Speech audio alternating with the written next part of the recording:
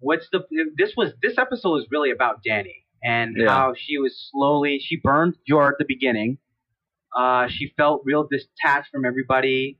They were praising Jon, which obviously that pissed her off because now she knows the truth. And at the end of the episode, she loses Melisandre. So, and then you see her. She's the last person you see in the episode, looking very like her father. Who is the strongest character in talking about the wrap up? That actually, I think, made Bronn an instant hateful character. I mean, I don't know why. Somewhat. No, I don't know. It was typical Bronn, but I don't know. But he played his part so well because. I don't know. I'm up on the fence on that scene. Is it okay? I'll say this for you, Billy. Is it cool for they're just letting Bronn, who didn't fight, just take Highgarden? First of all, he walked in with a crossbow. No one stopped him. He just goes straight to them. You know, I don't know how he got there. And then, he's like, okay, I'm going to promise you Highgarden. Yeah. What's the stop Tyrion? He's going to die. Yeah, just killing him and be like, I learned from a self-sword not to trust anybody. No, but regardless, though, Bronn's going to die in the war to come. You think so? He's not going to get Highgarden. No. I mean... I'd be surprised. Bronn's one of the strongest characters in the show right now, we could say, right? He's a good fan favorite, yeah. Do you really think that they're just going to let him sit out? He's going to fight and, probably going to die. But let me ask you guys, though, before we wrap this up, who's the strongest of the characters you think for the Iron Throne? Is it Dany or is it Jon?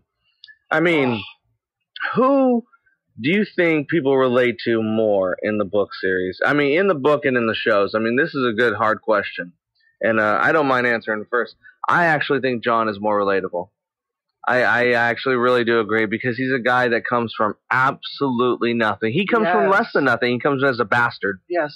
A no-name bastard. The reason they have the name Snow is because they're not good enough for their father's name, so they adopt a name that everyone will recognize so people know that they're at least someone important. But, he comes from a guy that's from nothing. He joins what he thought was a noble, prestigious honor. The Night's Watch turned out to be absolute crap. He rose from obscurity through the ranks of the Night's Watch, became, more than a Night's Watch, more than a ranger going undercover with the wildlings, Lord Commander. Learning, loss, learning, sorrow with Ygritte. With Ingrid, with Ingrid, sorry. And, with Ingrid and, Jon's just gone through a lot as a character. And what I want to get to before we wrap it up on this question is, did anyone else notice how he asked Tormund to take Ghost beyond the wall with him? Yeah, back to... And I don't know whether the show, again, unintentionally did this or meant to do it, but this whole idea, and I was like, wow, whether they did that or not was genius. He said that, you're a real Northman, you belong beyond the wall. That's what Tormund told Jon. And I was like, Jon was never more a Stark than when he was north of the wall, because everything would depended on the fact that his name was Stark, even though he was a bastard. Mm-hmm. Even when Ingrid took him, the whole premise was this is Ned Stark's bastard. Man's gonna want to talk to him. He gained a lot of respect in the North. Yeah, farther in the North, over the wall. Just because but that's what I mean though. His name as Stark really played off during that time. So he was really the most. I guess you could say he was the most Stark he ever was when he was beyond the wall. And now that he came back, ever since he came back from beyond the wall, he became Lord Commander. He got stabbed, and he realized he was Targaryen. The prince that was promised, yada yada yada. So I don't know. I just think Jon is more of a relatable character, even though Dany has had loss, with Drogo and her child. Her hardship of traveling the ways. But as I've always said before in our last podcast, she's a character on a constant rise, though, unlike Jon. I just feel like Jon gets set back a lot, Dany kind of chooses her path. Yeah. Jon is kind of like thrown into his. With Drogo, Dany's the one that wanted the witch to help him. That was all on Dany. Yes. Most of the mistakes that happen to Dany are because of Dany's fault. Because she is either too trusting in the beginning, or she's just, a naive girl, especially when she went to Karth and those guys stole their dragons. I mean, come on, that was real naive. But I just think that, all her shortcomings are because of Dany herself. Every one of Jon's shortcomings are because they come to him. Land in his lap. Yeah. I just think so. I want to hear what you guys think. Yeah, I agree. I feel like Dany's moves, the two biggest things are Jon Snow did things for duty and honor, obviously, and Dany did things for power. A lot of things of hers was power moves. Ever since the Breaker of Chains, power move, right? Because she wanted people on her side.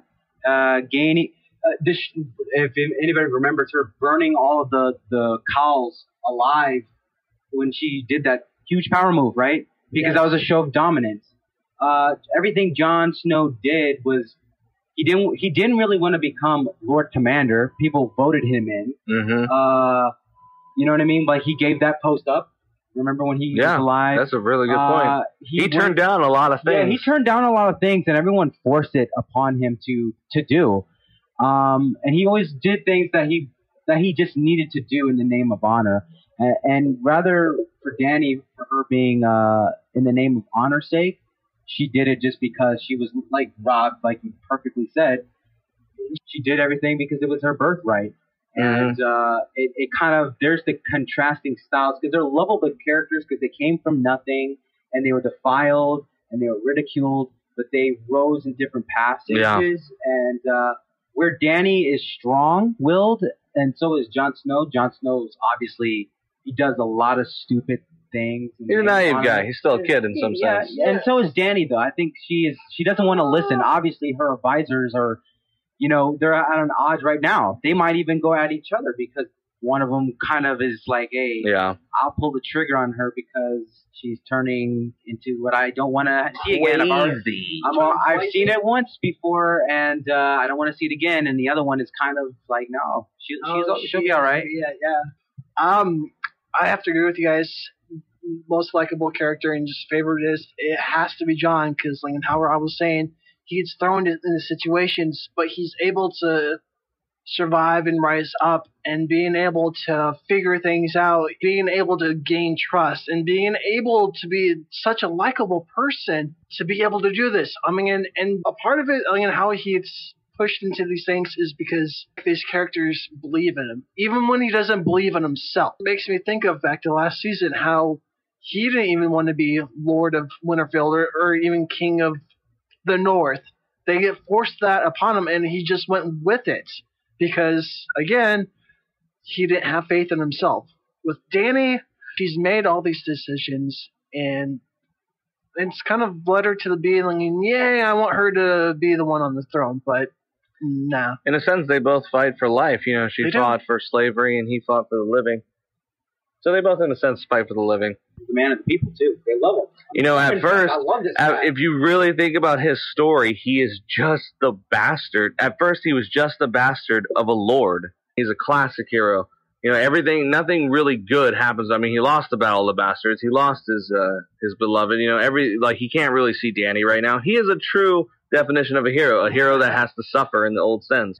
So, I spot on. Spot on.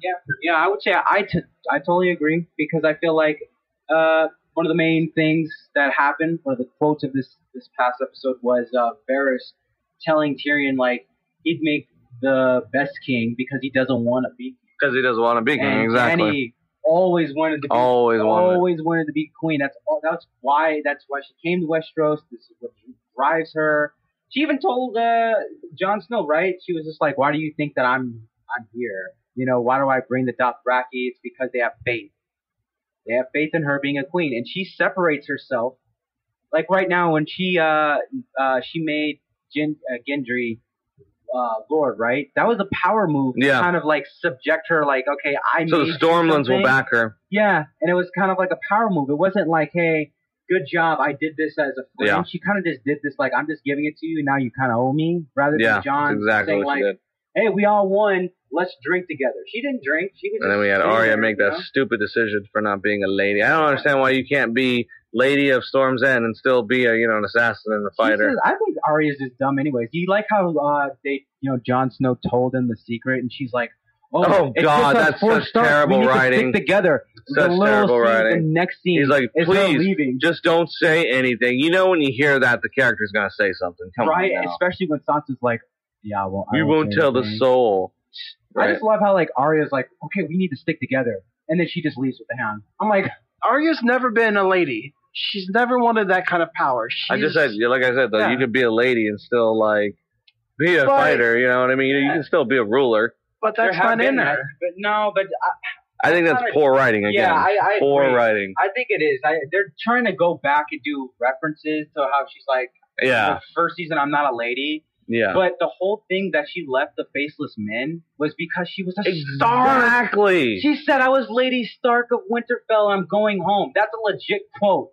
She kept Needle because that she was a Stark. So her saying that she's not a lady or not wanting to do anything on behalf of her family doesn't make any sense. Yeah. All right, everybody. This has been...